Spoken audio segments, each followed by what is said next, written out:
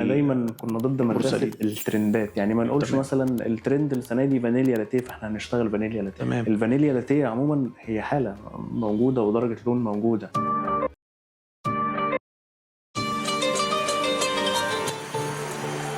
الناس بتفتكر دايما الامتحانات مرحله الشكل وخلاص، بس الحقيقه ان لو تحت مش مظبوط فاللي فوق هيفضحك.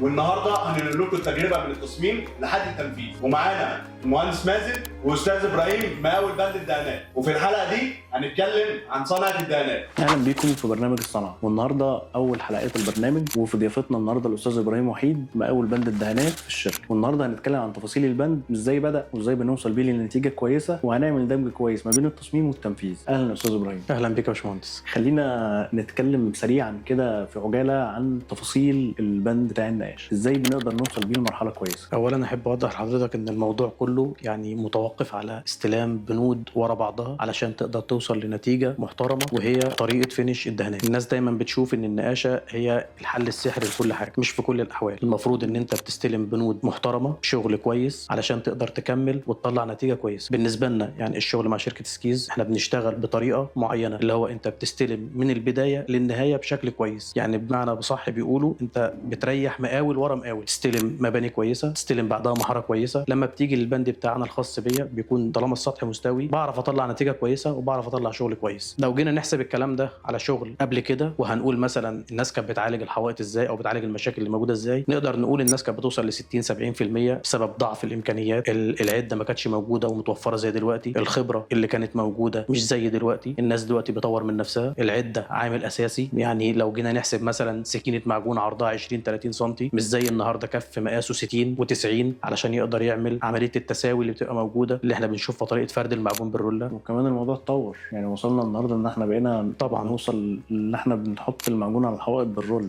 طبعا، وبنبدا نسحب بقى بالمشحاف من اول ال 60 لل 80 لل 90 لحد النهارده ما بقى في عندنا مشحاف وصل ل 120. تمام. فطبعا كل العوامل دي بتبدا تاثر معانا النهارده ان احنا بنوصل لنتيجه كويسه جدا، وده اللي بيساعدنا طبعا. خدعوك فقالوا النقاشه علاج لمشاكل المحاره. مش بالسهوله دي هندسه. الموضوع برضو متوقف زي ما احنا بنقول على استلام المهندس لبند المحاره. ان احنا نجيب سطح مستوي بنسبه 90% محاره عمره ما هيكون زي سطح مستوي بنسبه 60%. ده مش هيدي نفس النتيجه دي، ده بياخد وقت كتير جدا عشان نقدر نوصل بيه للمرحله اللي بتظهر على البيج بتاع شركه سكيز. يعني انت النهارده بيجي لك سطح مستوي بتشتغل عليه بيطلع معاك بسهوله، النتيجه بيكون بسهوله. ان انت بتسحب مثلا ما بين 3 سكاكين معجون، ساعات بتزود رابعه وخمسه علشان تقدر تساوي السطح. الناس اللي بترمي كميات معجون على مرحله واحده ده مش صح. دايما بنقول المعجون الطبيعي ليه ان يكون مثلا سكينه ورا سكينه مع اختلاف الاتجاهات علشان طبعا نحقق التساوي بتاع السطح. طبعا زي ما حضرتك عارف يا باشمهندس ان طريقه تطبيق المعجون عندنا ليه مراحل، اللي هو مثلا بتاخد سكينه واثنين وثلاثه مع اختلاف الاتجاهات بتاعه السكينه علشان تعالج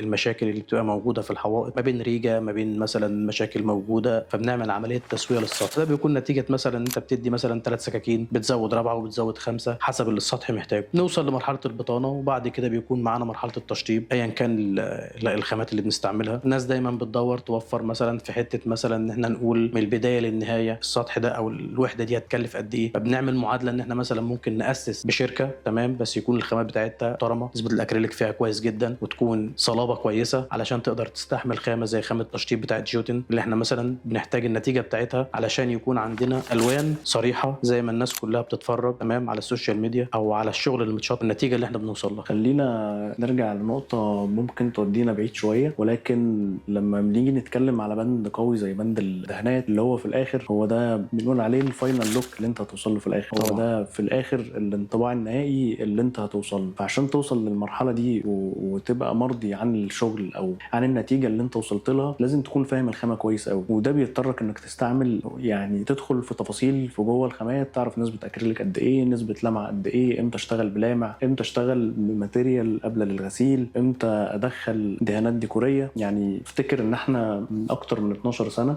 بدانا نشتغل على طريقه مترقعه بشكل دهانات احنا شفناه من قبل ما كنا نعرف الرومان. يعني تمام. لو جربنا عملنا ميكس كده لذيذ ما بين بقى رمل غسلناه كويس وبدانا نحط معاه معجون وبدانا نحط معاه بلاستيك ونسبه سيلر علشان يدينا صلابه شويه، وبدانا ناخد نفس التشكيل اللي احنا بنشوفه النهارده في الرومانو نطبقه واحنا مش عارفين اسم الماتيريال ايه، لكن احنا فاهمين ان احنا عايزين نوصل لخامه معينه. ففي النقطه دي لازم نتفق على مرحله كويسه قوي او على على نقطه محترمه قوي، ان انت علشان توصل للنتيجه اللي انت محتاجها معاك طرق كتير. شوف انهي طريق فيهم هو اللي هيوصلك للنتيجه اللي انت محتاجها. والنهارده لما بتقول خامه وفاهم يعني ايه خامه، تقدر تطلع منها نتائج انت ما كنتش تقدر تتوقعها. وهنرجع تاني للتفاصيل بتاعه البدايه علشان نقدر نوصل لمراحل كويسه قوي. خلينا ما نعممش، لكن نقول 50% من الوحدات اللي احنا بندخل نشطبها بتلاقي فيه معانا مشكله كبيره في بند المحاره، فبنضطر ان احنا نعمل ازاله للبند كامل ونشتغل على البند تاني من الاول. وده يرجعك تاني النقطه انك في الاخر عاوز مستوى سطحي الفينش بتاعه كويس. فبالتالي لما تفهم ايه النتيجه اللي انت محتاج توصل لها هتعرف كويس اول الطريق اللي انت توصل له بيه.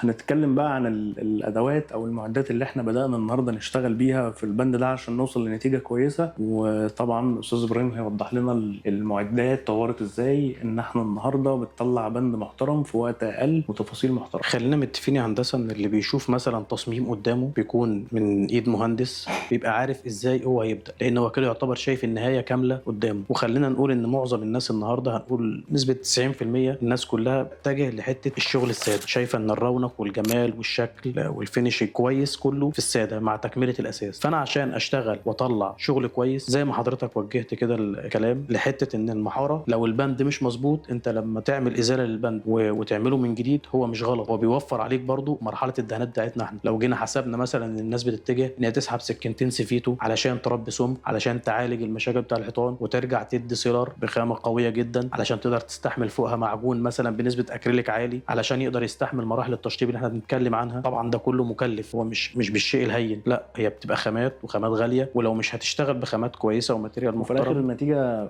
النتيجه مش هتطلع معاك. طبعا الافتراضي بتاعنا قليل طبعا، فابدا صح توصل للنتيجه صح بعمر افتراضي اعلى. طبعا انا لو مستلم محاره كويسه وبسحب عدد سكاكين قليل، كلنا عارفين ان مراحل يعني السكاكين المعجون ما بتتعداش المليات، عكس ما انت هتشتغل سيفيتو وتربي بالاثنين بالنص سنتي وبالسنتي علشان تقدر تساوي بعض الاماكن. هي مش هتكون بالصلابه الاسمنتيه بتاعه المحاره اللي بتبقى موجوده على الحوائط. فانت ابدا شغلك مظبوط، هتعرف ازاي توصل للنهايه المظبوط وللشغل اللي يطلع معاك بكواليتي محترم. طيب نقدر دلوقتي نتكلم عن التطور اللي حصل في المعدات اللي احنا بنشتغل بيها. يعني تمام. احنا بدأنا في الاول بالنظام شكله عامل ازاي، ووصلنا النهارده المعدات تقدر توصلنا لايه واشكالها ايه وانواعها. باشمهندس مازن، احنا لو هنتكلم من كام سنه فاتوا هتلاقي كان كل معرفه الصنايعي عن العده هي سكينتين بيشتغل بيهم ورولة بيشطب بيها. النهارده لو جينا نبص على العده، وانت حضرتك بتبقى واخد بالك لما احنا بنخش بالعده بتاعتنا بتلاقي معانا كفوف باحجام مختلفه جدا، لدرجه ان العميل ما بيبقاش مستوعب هو انا هعمل ايه بالكلام ده. بس هو لما بيشوف النتيجه قدامه بيعرف قيمه العده اللي داخله عنده، قيمه الشغل اللي بيتعمل عنده، وطبعا ده بيقدر يميز صنايعي عن صنايعي تاني. طريقه استعمال العده والكلام من ده ما بيجيش من فراغ، مش اي حد هتديله كف 60 او كف 90 او كف 120 هينفذ لك بيه شغل مظبوط. طبعا الكلام ده ما بيبقاش بسهوله، لا ده واخد وقت، واخد جهد ومراحل تعليم لينا وللفنيين اللي شغالين معانا. ده طبعا عشان حضرتك بتذكر الجزئيه بتاع العده، لا النهارده بقى فيه لو بتتكلم عن رولة بقى فيه بدل الرولة يعني 5-6 انواع انت بتشطب بيهم. في رولة معينه عشان تطلع الشكل النهائي علشان ملمس الجيوتين اللي الناس بتتكلم عنه. النهارده الناس بقت واعيه وبقت عارفه يعني ايه حيطان الحبايه بتاعت رولة عاليه او الحبايه متوسطه او الحبايه كويسه، شكل الحيطه. ده طبعا كله بيرجع للعده اللي احنا بنستعملها دي. بالنسبه للكفوف والشغل المشحاف الكبير والحاجات اللي هي موجوده دلوقتي، كانش في حد زمان بيفرد معجون بالرولة زي دلوقتي. النهارده احنا بنفرد الجنب بالرولة، بنسويه بالكف ال60 وبال120 وبال90 علشان الجنب يطلع مستوي زي ما حضرتك بتبقى طالب او شايف الشغل اللي مطلوب من قبل ما نبدا. واحنا بنبقى عارفين بدايته وعارفين احنا هنوصل في الاخر ليه. وطبعا بقى مراحل الصنفره بتطورها بالمعدات النهارده اللي تبدا تديك مستوى محترم قوي في الصنفره. يعني من اول ما كنا بنبدا نستعمل بقى السنافر باختلاف الخشنه بتاعتها علشان تمام. تضيع حروف السكاكين. تمام. النهارده احكي لي كده المعدات الصنفره النهارده وصلت لايه؟ هو من فتره بعيده شويه كانت الناس مفهومها عن تسليم الشغل على اللندا او تسليم الشغل على كشاف كويس او الشغل يبقى محترم، ان مفهومهم كله كان يعني ايه داخل في حته ان انت الحيطان تبقى ناعمه. ما يعرفش يعني مثلا ما كانش بيتكلم في حته ان سطح مستوي، كان كله بيتكلم في حته ان ما يبقاش في ريجه، ما يبقاش في دبوس في الحيطه. هي دي كانت نتيجه الصنفره. لكن النهارده لما تيجي تقارن الكلام ده باللي موجود النهارده، وحضرتك لما بتخش عندنا الشغل واحنا شغالين تبص على الفنيين بتوعنا هم شغالين، بتلاقي معاهم مكن صنفره، تلاقي معاهم مكن مثلا عادي ما فيهوش ليد اللي هو طلع اول ما طلع. ده طبعا كان معانا اول ما نزلت احنا جبناه كانش فيه ليد وما كانش فيه كشافات، هي المكنه كانت شغاله من غير حاجه خالص. النهارده بقى في مكنه فيها كشاف من تحت زي الليزر يجيب اتجاه، وفي مكنه فيها الليد داير ما يدور بيكشف كل عيوب الحيطه. النهارده الوش بتاع المكنه مش طبعا زي ايد الصنايعي، لا القرص بيتحكم ان هو بيجيب مسافه كبيره جدا، يعمل عمليه مساواه محترمه. الايد ما مكان ما تضغط هو ده اللي بيبدا ياكل، كان بيسبب لنا الصنفرة. مشاكل طبعا. عموما بتلاقي ال الامور واصله بينا لفين، ان انت النهارده في اول اليوم انت بكامل طاقتك، وجيت في اخر اليوم انت خلاص الطاقه بتنتهي طبعا لانك في الاول وفي الاخر انت معتمد على عامل بشري. طبعا في فرق فالعامل كبير جدا. البشري ليه طاقه وليه مجهود هيقدر يطلعه، وبعد كده خلاص الموضوع بيبدا ينتهي شويه. ولكن مع المعدات الحديثه النهارده ومكن الصنفره والمكن اللي فيه الشفاطات والكلام ده، طبعا الموضوع بقى شكله احسن بكتير جدا، باختلاف ان المكنه النهارده انت بتشغل. الاول كنت بتمسك حته صنفره بتصنفر بيها مكان، احنا النهارده المكنه بتشتغل بخشنات مختلفه تمام، اللي هو يعني مثلا احنا بنسحب 3 سكاكين معجون مثلا بتصنفر مثلا بنوع مثلا او بخشانه 120 تساوي السطح. بعد ما بتيجي تشتغل سكينتين تشطيب تاني بتشتغل بصنفره تاني 180 او 150 انعم فانعم، بحيث ان بيوصلك ان انت تشتغل باريحيه كامله وانت شغال بالرولة. ما تبقاش بتحط خامات بزياده وبتكلف على العميل علشان تداري مشكله هي موجوده انت عارف علاجها انك انت تاخد خطواتك صح، تبدا شغلك مظبوط، هتوصل لنهايه محترمه جدا بكل اريحيه. انت لو بتبدا 3 سكاكين معجون كويس بتصنفر بخشانه اعلى شويه زي 120 بتساوي السطح معاك، ترجع تدي سيلر وتسحب سكينتين تاني تمام، تشتغل بخشانه انعم فانعم، تلاقي السطح معاك من قبل ما تحط عليه بلاستيك ولا سيلر هو معاك زيه زي البورسلين اللي انت بتبقى واقف شغال عليه. وده بيوفر عليك كتير جدا. مجرد ما بتدي وش بطانه تدي وشين تشطيب، يكون مفيش حبايه، يكون الحيطان بشكل كويس. وده بيساعد العميل ان لما بيكون مثلا عنده اتساخ او بقع في الحيطه وبيمسحها، لما بتكون الحبايه ناعمه ده بيوفر عليه ان باقل قطنه او باقل حاجه باقل لمسه بتشيل اي وساخه موجوده في الحيطه او اي مثلا بقع او اي حاجه. طبعا الحاجات دي كلها بتيجي نتيجه شغل انت بتبقى عارف النهايه فبتبدا صح. وفي نقطة أكيد نحب نتكلم فيها وهي اختيار الألوان. اختيار اللون خلينا نتفق إن إحنا معانا عوامل ثابتة وعوامل متغيرة تمام. وطبعا إحنا من ضمن الثوابت اللي بتبقى موجودة عندنا هي الأرضيات اللي بتبقى موجودة. طبعا عشان أنا أوصل لدرجة اللون الفعلية اللي أنا محتاجة تبقى موجودة في المكان، لازم الجو العام بتاع البيت بتاعي مكتبي أو شركتي، لازم الجو العام ده يكون متوافي كل الخواص اللي أنا أقدر أقول أنا هوصل للمرحلة دي. فبالتالي من الثوابت اللي بتبقى موجودة عندنا بند زي بند الأرضيات دي، حاجة احنا ما بنقدرش شوية نحكم في اللون بتاعها، احنا بنختار اللون ولكن الطبيعة ليها حكم. يعني لو بنتكلم في حاجة زي الرخام أو نتكلم في حاجة زي الأخشاب، فالطبيعة هنا ليها حكم. الطبيعة بتدي لك درجة لون معينة. يعني مثلا لما بنيجي نقول بيج، احنا ما ينفعش تقول بيج في العموم. تمام. البيج فيه درجات كتير جدا، وكل درجة بتدي إيحاء وبتدي إحساس بحاجة معينة. تمام. واختلاف الخامات بتاعة الطيب بتاعة الدهانات، كل ماتيريال تدي لك إيحاء. يعني ندخل المكان مثلا تلاقي فيه حد شخصيته قوية جدا فيبدأ يتجه للألوان الدارك شوية، ممكن نبدأ نتجه للون الأسود أو درجات الجري الغامقة، أو الدرجات البترولي، أو الدرجات اللي تدي لك إحساس بالجرأة، اللي هو مش أي حد هيقدر يتعايش مع ده أو مش أي حد هيبقى حابب ده. فإحنا عشان نوصل لمرحلة زي دي بنبدأ نبص على الثوابت اللي بتبقى موجودة عندنا، زي مثلا الأرضيات بقى، كانت بورسلين، كانت رخام، كانت أخشاب، وبنبدأ نبص على عوامل الإضاءة. طبيعي إن الإضاءة مقسومة عندنا لجزئين، عندنا شقين كأساسي اللي هو الطبيعي، تمام. الإضاءة النهارية اللي بتدخل لنا أو الإضاءة الليلية اللي بتبقى موجودة، تمام. والإضاءة الصناعية اللي إحنا بنعملها عندنا في كل بيوتنا، اللي هي بنقدر نعتمد عليها في كل حاجة. تمام. وده محور أساسي ياخدك لنقطة الانعكاسات وألوان الإضاءة دي هتوصلك لمرحلة شكلها عاملة إزاي. تمام. فبالتالي لما بنيجي نختار لون أو بنيجي نقول هو اللون ده، هنخفف الصبغة بتاعة اللون ده أو نجرب مرة واثنين وثلاثة علشان نوصل لنتيجة كويسة، ما بيبقاش من فراغ. إحنا بنبدأ نجرب، بنشغل الإضاءة الطبيعية، تبدأ تشغل إضاءة ثانوية، ونعدي في أوقات مختلفة في اليوم. تمام. شوف اللون، هل اللون اللي احنا اخترناه او اللون اللي قربنا ان احنا نقول احنا اخترنا اللون ده، هل هو اللون ده هو اللي هيبقى مديلك المود العام، او هو اللي عامل الماتشنج المحترم اللي يبقى ما بين الارضيات، وعامل لك مزيج محترم قوي ما بين الارضيات وما بين الحوائط، طبعا ولا لا؟ طبعا. خلينا متفقين ان الاضاءه هي عامل اساسي في اختيار اللون، ما بين زي ما حضرتك ذكرت كده اضاءه نهاريه او اضاءه عاديه اللي احنا بنتعايش معاها، وما بين كميه الاضاءه اللي احنا بقينا نشوفها النهارده في التشطيب، ما بين سبوتات، ما بين تراكات اضاءه، ما بين ابيض، ما بين ورم، ما بين اصفر. لو حضرتك دخلت المكان وشغلت الاضاءه باي يعني لون من الالوان هتشوف اللون اللي معمول على الحيطه بشكل تاني خالص. يعني لو جينا نبص زي ما حضرتك بتقول مثلا على الاضاءه النهاريه بتلاقي اللون فاتح وهادي، لو انت مشغل السبوتات مثلا على الاضاءه الورم طبعا النتيجه بتكون مختلفه جدا. فاحنا بالنسبه لنا احنا الاختيار بيبقى صعب شويه في حته ان انت عايز توصل للعميل ان يكون في كل المجالات دي او في كل الاوقات دي شايف اللون باريحيه كامله. يعني زي ما احنا بنقول كده، هو الوش الاخير ده بيكون بنديه بعد ما بتكون كل الناس خلصت شغلها، علشان يبقى البروفه اللي بتتعمل قدام العميل محققه له اللي يقدر يساعده على اختيار اللون. يعني انا بيكون عندي سقف متشطب، الابواب راكبه خلصانه، الاضاءه راكبه تمام، بنبتدي نعمل الفواتير بتاعتنا وبتكون مثلا يعني بنحاول نقرب الفاتوره من ارتفاعي كده مثلا لحد ما بتنزل لحد البورسلين او الرخام، بحيث تبقى محققه. نبدا نكشف اجزاء علشان اكشاء بنكشف اجزاء في عندنا من العوامل المؤثره من غير ما ندخل في تفاصيل عميقه او حاجه. في عندنا درجات انعكاسات، وفي عندنا تشبع لوني